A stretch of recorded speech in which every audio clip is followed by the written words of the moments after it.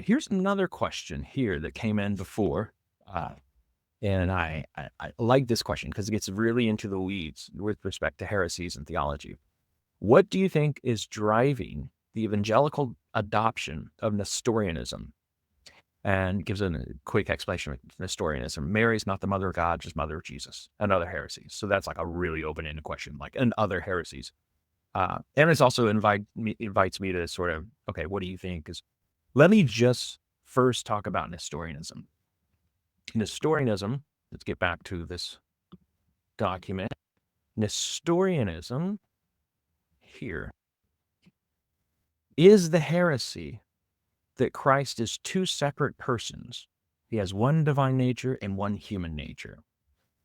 And I have here so in your theological education, you will need to know words like Theotokos, hypostatic union, and then later on, the filioque.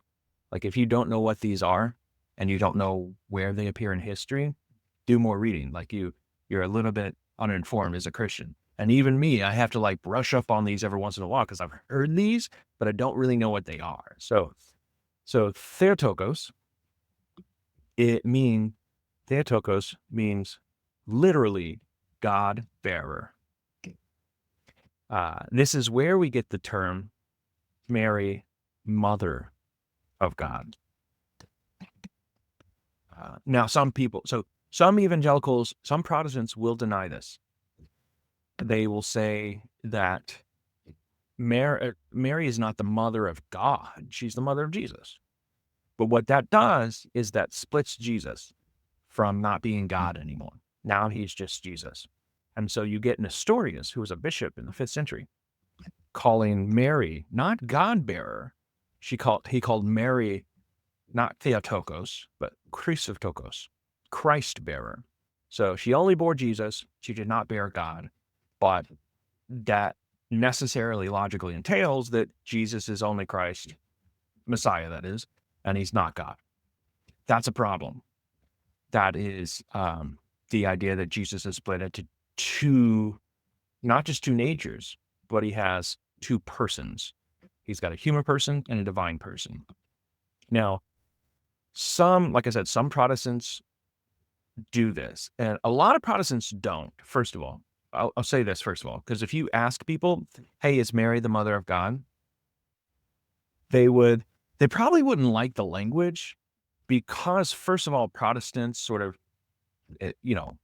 just in virtue of being Protestant and sort of being, if they have that anti-Catholic bent, they will not like the elevation of Mary to this really esteemed status. They view Mary as very important, but they view Mary as something along the lines of an apostle.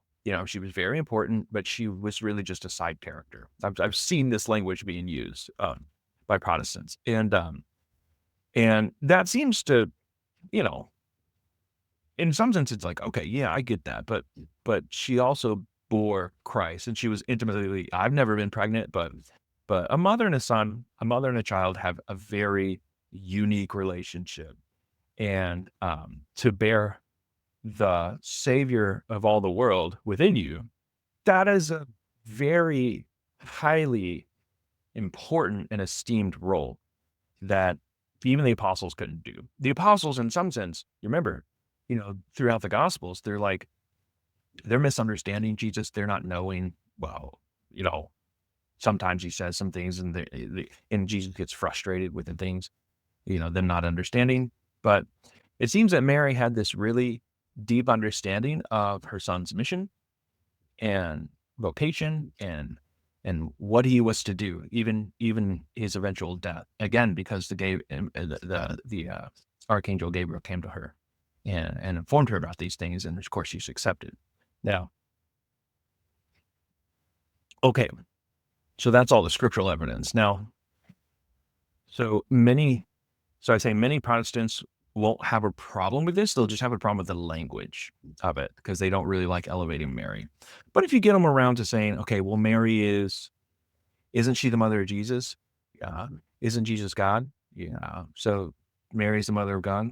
And they'll have to just be like, yeah, I don't like that language, but yeah, like they'll see that it follows necessarily. But I'd say that's probably most Protestants. You can get to that point. But there are some Protestants, like John MacArthur, for example.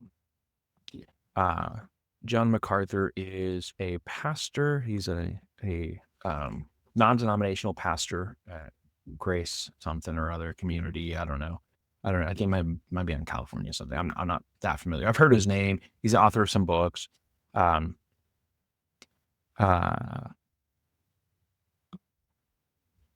Yeah. So this is what he says of Mary, and I will post it in here, and I'll probably have to break it into two. Yep. Right here. Give me a sec, because it won't let me actually. There we go. He says, Roman Catholics refer to Mary as the God-bearer. They say she gave birth to God and thus is to be elevated and adored. She gave birth to God. That is a terrible misconception. She gave birth to Jesus in his humanity. She did not give birth to God. God was never born. So, proof text right there. There are some Protestants who deny that Mary is the mother of God. This is absolutely equivalent to the heresy of Nestorianism. This was dealt with in the 5th century AD. This was dealt with, in fact, let me show you the council again. It dealt with this. This is dealt with at the Council of Ephesus, right here. Dealt with Nestorianism, Theotokos, and remember that word hypostatic union. What is that?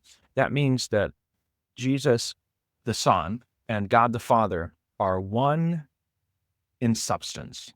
They are hypostatic united, one in substance, and both are God in full substance. So Jesus, even though he is incarnate, he is still fully God. So this was dealt with, like I said, early on. And Protestants deny this. They just, well, it gets back to that beginning of that question. What do you think is driving the evangelical adoption? Well, now that I've explained what Nestorianism is, I can sort of comment upon this. I think what's driving it is that it is a little bit of ignorance, unfortunately, and just unawareness, the lack of awareness on the part of Protestants not to know their history and not to realize that, like, you'll see throughout history, even in recent times, you'll see heresies get recycled over and over and over. And I tried telling my guys this, my deacon candidates, I think I may have mentioned this in the other video, but Arianism, which we'll talk about in a second, that is revisited in a few movements. Arianism is the view that Jesus was just a creation of God, so rejects the Trinity. So you'll see this in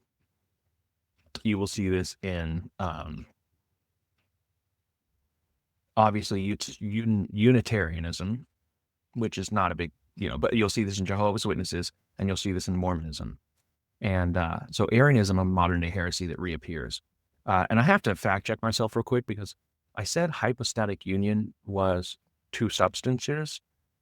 Sorry, I said hypostatic union was the union of the Father and the Son. That is a misstatement. Look, even I'm still learning these things, right? So hypostatic union refers to the union, the tight, intimate union between the natures of Christ, both divine and human.